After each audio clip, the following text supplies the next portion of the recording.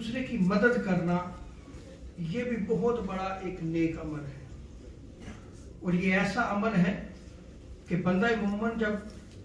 دوسرے بندہ مومن کی مدد کرتا ہے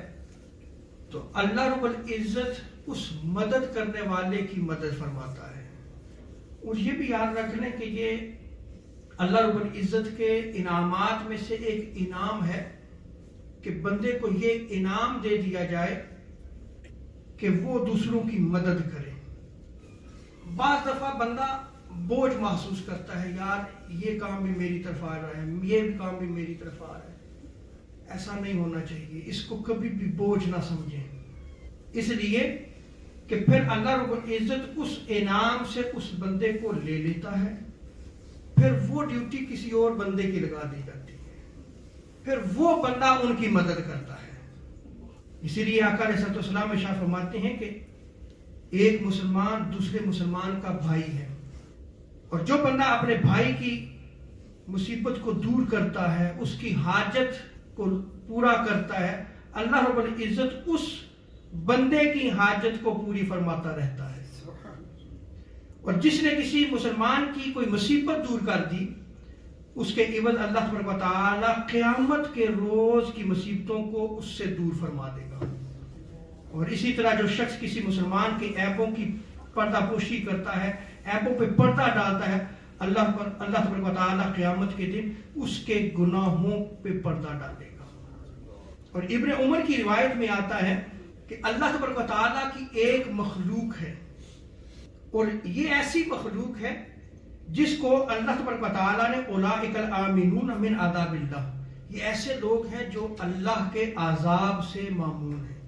اللہ نے ان کو عذاب سے محفوظ رکھا ہے۔ یہ درجہ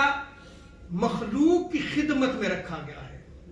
آقا علیہ السلام نے ارشاد فرمایا کہ بے شک اللہ کی ایک ایسی مخلوق ہے کہ جسے اس نے صرف لوگوں کی حاجت روائی کے لیے پیدا فرمایا ہے۔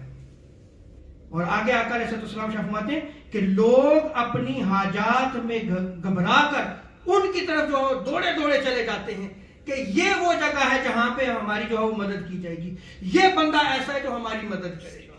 وہ دوڑ کر اس کی طرف جاتے ہیں، انہیں امید ہوتی ہے۔ اور وہ بندہ مومن اگر ان کی امید پہ پورا اترتا ہے تو پھر اللہ تبارک و تعالی اس کو اپنے انعام یافتہ بندوں میں داخل کر لیتا ہے، پھر وہ لوگ جو ہے وہ آمنون میں آتے ہیں، وہ امن میں آ جاتے ہیں، اللہ رب العزت انہیں عذاب نہیں دے گا۔ اسی طرح ابن عمر رضی اللہ تعالی عنہ کی دوسری روایت میں آتا ہے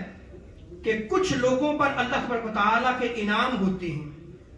اور اللہ تبارک و تعالی یہ انعام اس وقت تک ان کے پاس رکھتا ہے جب تک یہ مسلمانوں کی مدد کرتے رہتے ہیں اور ان سے بیزار نہیں ہوتے، تنگ نہیں ہوتے۔ جب لوگ مسلمانوں کی یعنی ان کی حاجت کو پورا کرنے سے، ان کی مدد کرنے سے بیزار ہو جاتے ہیں جب لوگ، تو پھر اللہ تبارک و تعالی یہ انعامات دوسرے لوگوں کی طرف منتقل کر دیتا ہے۔ اس لیے اس کو ہلکا نہ جانا کریں۔ ام المومنین حضرت عائشہ صدیقہ رضی اللہ تعالی عنہا بیان کرتی ہیں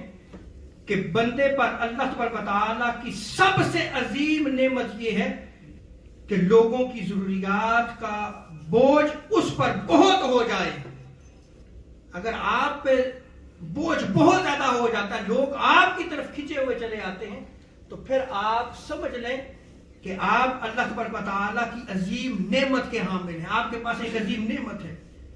اور آگے آقا علیہ السلام فرماتے ہیں کہ جس نے یہ بوجھ برداشت نہیں کیا،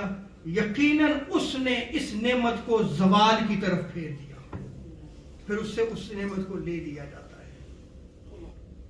ابن عباس کی روایت میں آتا ہے کہ حضور نے ارشاد فرمایا جو شخص اپنے بھائی کی حاجت پوری کرنے کے لیے چلا، قدم اٹھاتا ہے تاکہ میں اس کی مدد کروں، تو اس کے لیے 10 سال کے اعتکاف سے بہتر ثواب لکھ دیا جاتا ہے۔